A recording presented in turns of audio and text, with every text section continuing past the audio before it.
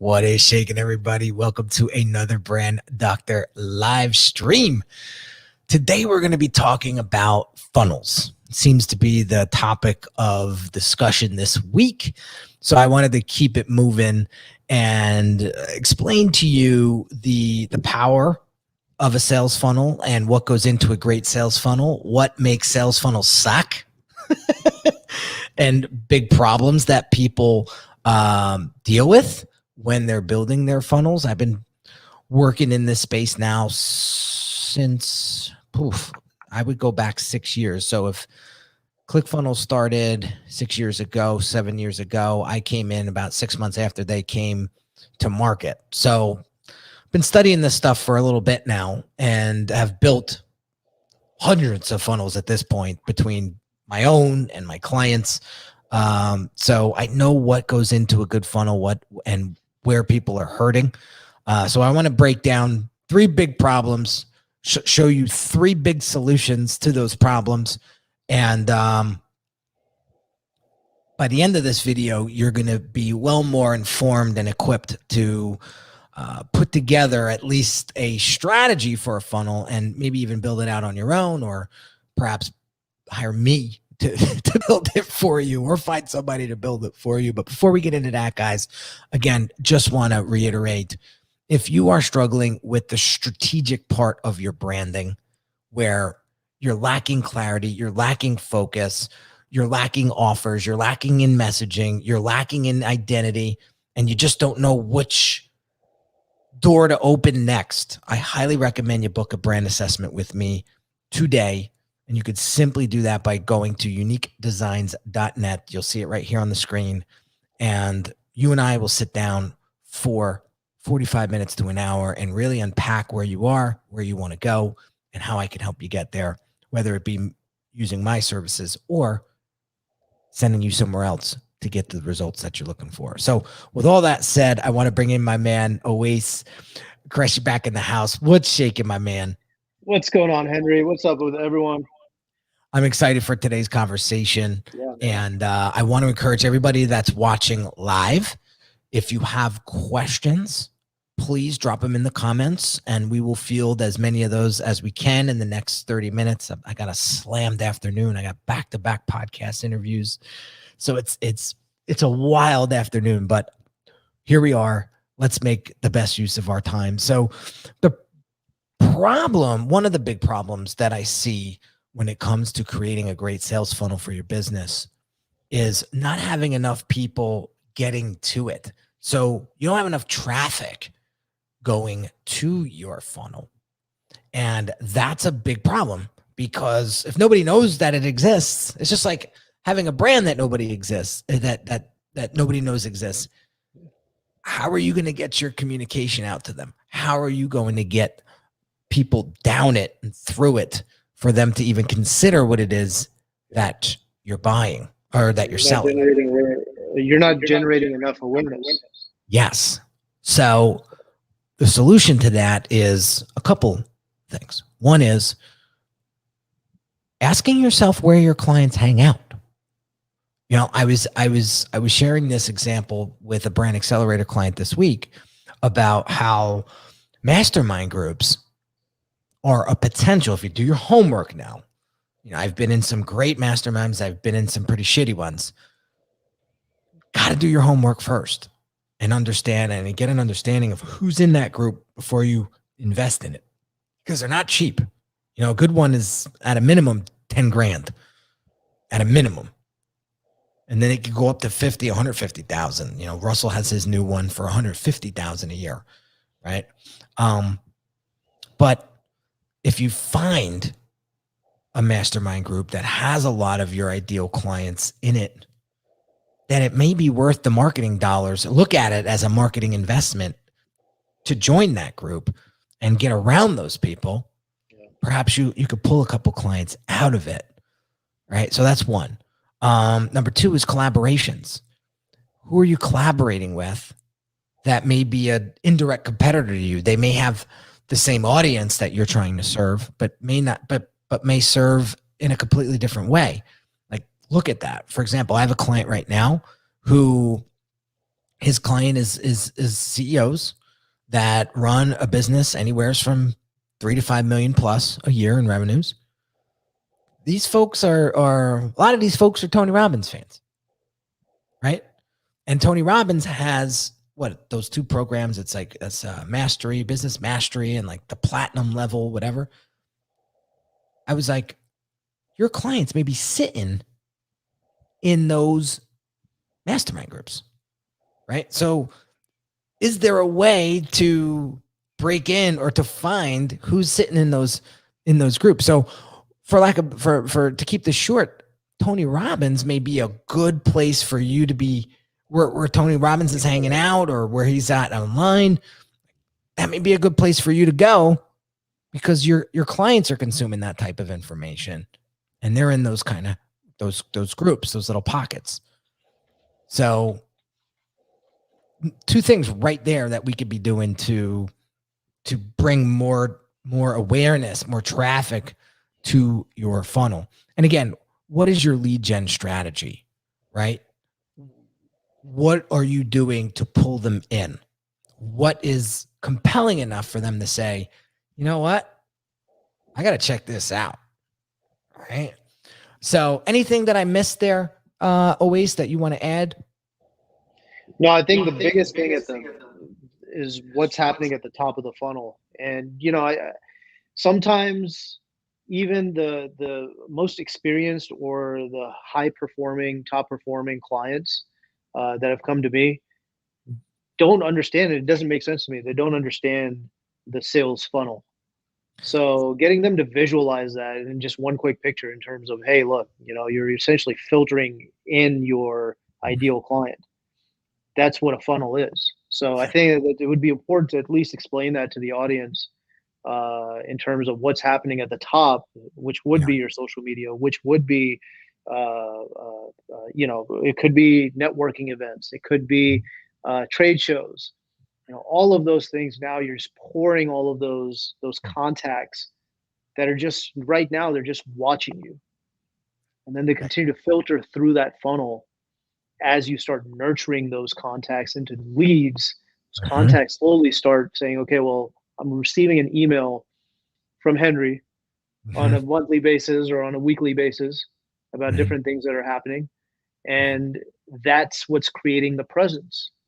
Right. That's what's generating that continued awareness, whether I'm following Henry on social media, whether I'm subscribed to his email list, whether I'm following him on Clubhouse and I see a notification that pops up, is like he's on Clubhouse and let's go listen to him. He's out there generating that awareness.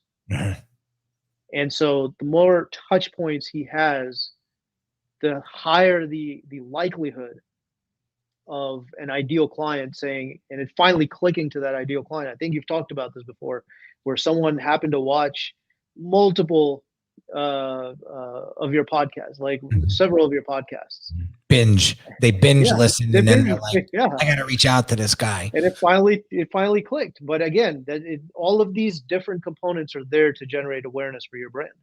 Yeah. And I like that you pointed out that that's the top of the funnel activity that you need to be doing. I mean, it is what it is. It's not a should, it's a must in order to build up that traffic, to build up that audience and get them to the next level. I'll share. Being is top of mind awareness. So it's like, it requires a lot of consistency and repetition. Right. I mean, we've been doing this show now every Wednesday at 2 p.m. Eastern for, holy shit, it's got to be over 3 months now. Easy. Maybe even longer. Yeah. So April. We started doing this in April. Well, at least I started doing it in April, but holy crap. So, go figure. You know, time flies when you're having fun. I would have never thought April. I would have thought well into the summer, but see, you know, that's how consistent we've been.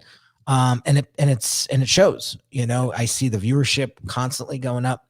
And you know, people staying to the end and people reaching out, assessments being booked. Like it's just every day, inch by inch, step by step, right? One story that I wanted to share with you that I think you guys will perhaps resonate with is working with a client, brand accelerator client right now. We just got done with the strategy part. Now we're getting into building out his identity. And one of the big problems that he shared with me during those workshop calls was, he says, I have a huge presence on LinkedIn. And when I looked at his LinkedIn, it's like crazy engagement, like hundreds of comments, tons of likes, like the engagement is very, very strong. But he says, the problem is everybody's kind of passing by. And he referred to this. He explained it to me like, you know, I'm in this, it's like a river of people just flowing by every single day, but nobody's like slowing up their float and saying to me, oh, that looks interesting. Oh, tell me more. Can I get more information? How do I work with it? Nobody's doing that. They're just going like, hey, how you doing, buddy? And boom, passing by. And he says, that's a big problem for me because people don't see the urgency. They don't see the differentiation. They don't see the value. Maybe I'm just another option of 1,000 that somebody could choose from. So it's really why should I stop? I'm not giving them a reason to stop. And that's one of the biggest reasons why he came into this program, is to hook people, grab them by the throat as they float by, and really show them how their life is going to be different if they consider enrolling in his program, right? So it's very, very important to take advantage of that traffic, that audience that's flowing by each day. Why do you think every I made a little adjustment with these videos and my podcast live streams? The first 2 minutes, I pitch my assessment. I pitch my assessment, because what if somebody doesn't listen to the end? That call to action is completely wasted. But 9 times out of 10, somebody's going to listen to the first 2 minutes of a podcast or watch first 2 minutes of a video. That's where I just plop it in there, right? So very, very important to do that, because it's going to drive people. It's going to tell people. And I tell people why an assessment is so important for them. And I hit the pain point that they typically are struggling with. So just a quick example there. Now, I want to add to that, Henry, is you're relying on data to be able to inform you how you should shape your message. Mm-hmm. And when when you say that you're mentioning your assessments at the top of the at the top of the conversation, mm-hmm. there's a reason behind that. I mean, you're looking at all of that data that's coming in that YouTube is providing you, or that Facebook is providing you, showing mm-hmm. you exactly who's listening to what, when are they tuning in, how much of it is being listened to. And this, again, it goes across the board. It could be your engagement levels on your social media posts. Mm-hmm. It could be your engagement levels or opens on your emails, mm-hmm. and beyond that. So I want to make something clear. I want to make something clear though. Be aware of the vanity metric vortex. You know what I mean? I see people out there that have a gazillion comments and likes and views, and I know for a fact that they're not making any money, because a couple of them hired me for brand strategy. So don't let those fool you, my friends. Yeah. So So now, again, we can have another conversation on vanity metrics all on its own. But I'm just saying, like, look, you're making data-driven decisions to be able to shape your message and execute or present it at a very specific time. So I think that was the main point there. Is always make sure that whatever platform you're using, if it's ClickFunnels or if it's another platform, whatever it is, look at the data and see what that's informing you to do moving forward. Right. Okay. So problem number 2. Okay. And I think this is a big problem, probably bigger than the first one, is you're off target with your ideal client. So you haven't spent the time, energy, and resource to clearly define who your ideal client is. So in my Brand Accelerator program, I ask a very potent question. And the question is, what's the hardest thing for your ideal client to understand about what it is that you do? And people get stumped on that question so hard because they're like, I never thought of it that way. So you really need to understand who they are, because when you understand who your ideal client is, then you could clearly explain how important your product or service is to them. I had a prospect I was talking to last week, and they were asking me, what comes first, a business plan or a marketing strategy? And I was like, well, how do you put together a marketing strategy without a business plan first? Right? I was like, you're putting the cart before the horse. Yeah. So, it's very important to, and part of your business plan should be who it is that you're trying to serve. Exactly. Right. So very, very important. So what do they want to accomplish? What does your ideal client want to accomplish? I'll give you another quick example. So I'm working on a project for a client, and they want to do a little bit of a barter. And they said to me, listen, I'll help you if you help me. And they offered to do something for me in return for some print work, right? And I said, how about you do something that I actually want and need? I don't need what you offered. I don't.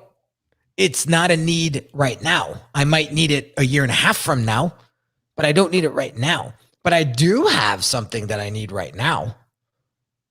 Why don't you do that for me? And then we can call it an even swap. And he was like, oh, okay. I share this with you to point out that particular person was not thinking about what I really wanted. He was just thinking, how do I not pay this person and barter it out? Right? So I could have said no, but I countered with, well, here's something that I could use that you provide. Why don't we just do that? And he was like, oh yeah, sure. No skin off my back. Again, if we don't know what our clients want to accomplish, it's going to be very hard articulating the value behind what it is that we do. That's why I press the hell out of my Brand Accelerator clients during the workshop, because we have to squeeze that information out of you, right? And some don't even know what it is. Some refer back to previous clients that they really enjoyed, and then that's how I get my information.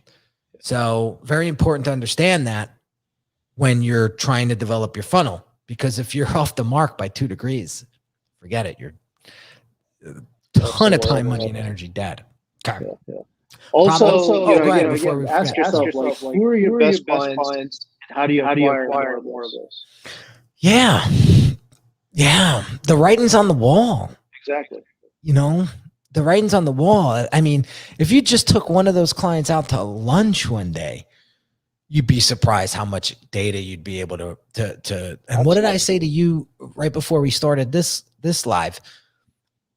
One of the clients that I'm working with right now, he's giving me so much clarity on his pains and challenges. And I mean, that's what drove today's topic. Yeah. So, your existing clients are such a wealth of information if you just take the time to ask questions. So very important. We're doing really good. People that are buying from you. So you can't underscore the ideal client piece of all of this. No. Because, you got to understand that you're shaping your entire brand around them. And understand that they change.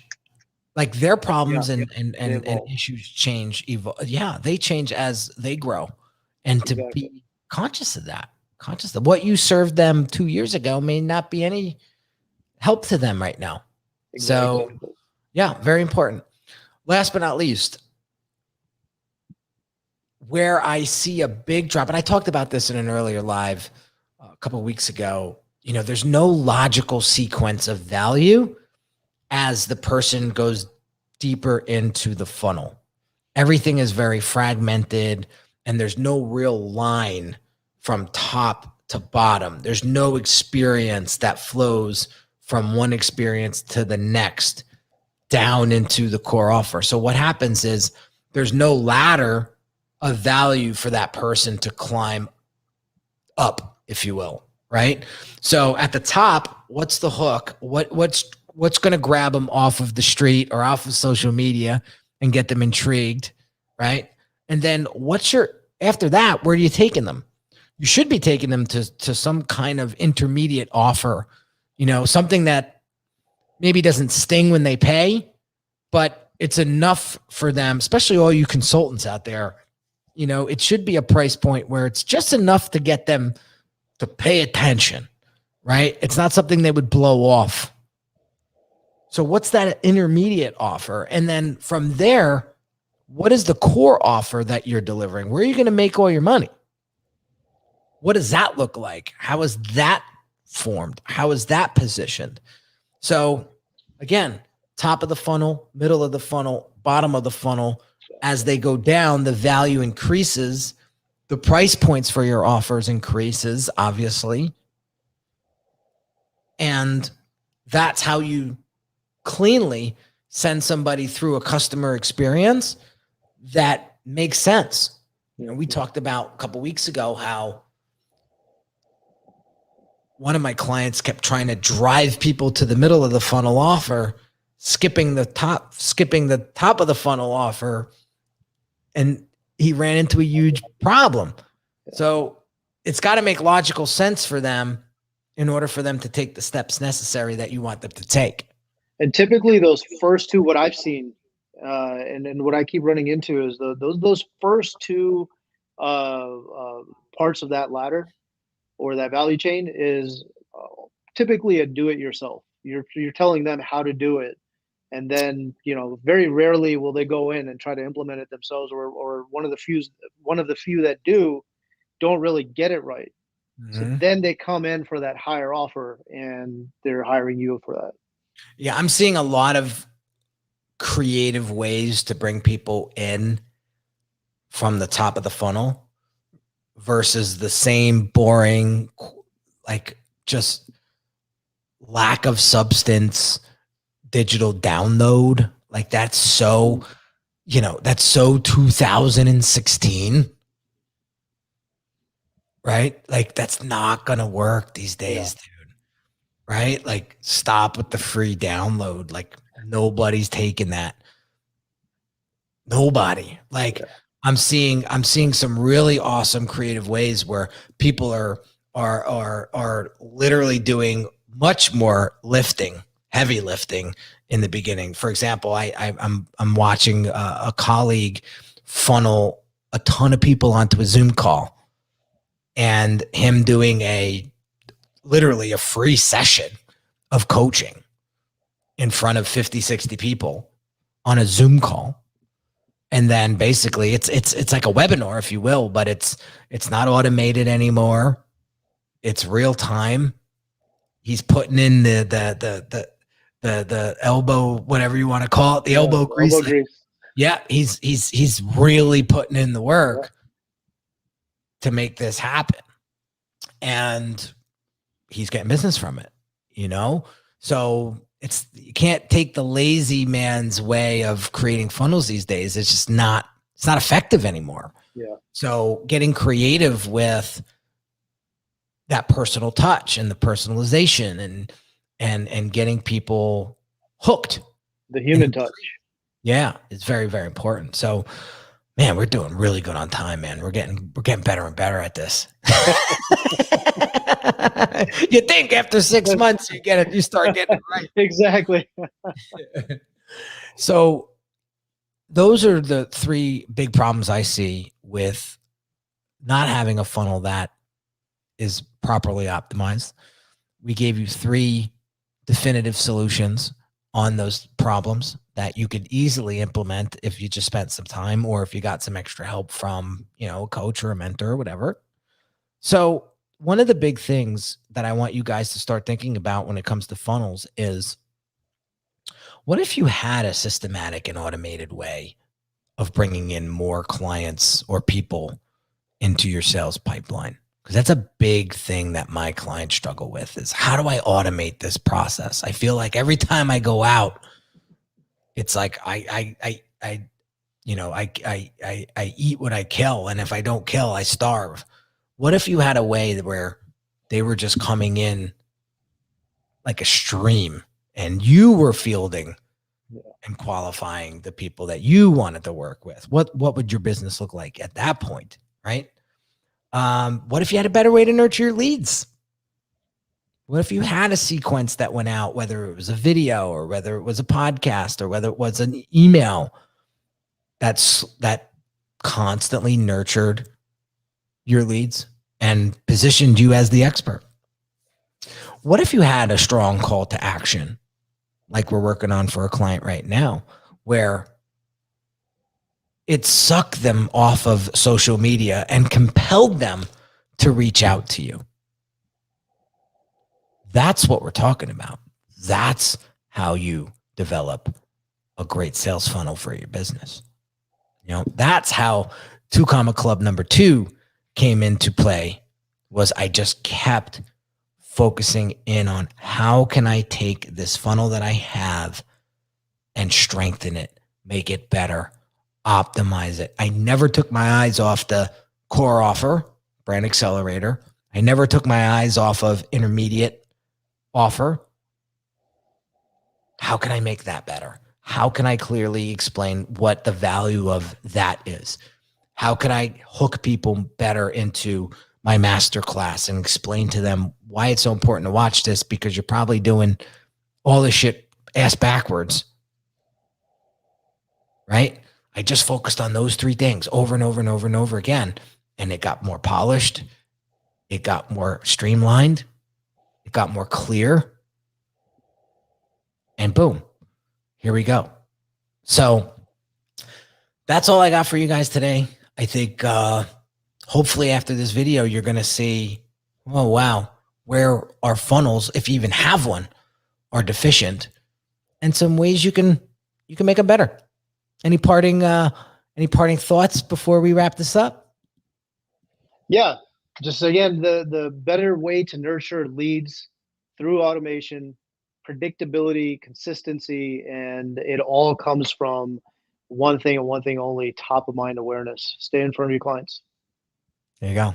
Bingo. So there you have it, my friends. Don't forget to subscribe. Don't forget to drop some comments. If you got any questions, feel free to drop them. I'm very responsive with that kind of stuff. I love getting those questions and helping you guys out. So have an amazing day, and we'll catch you on the next one real soon. Take care.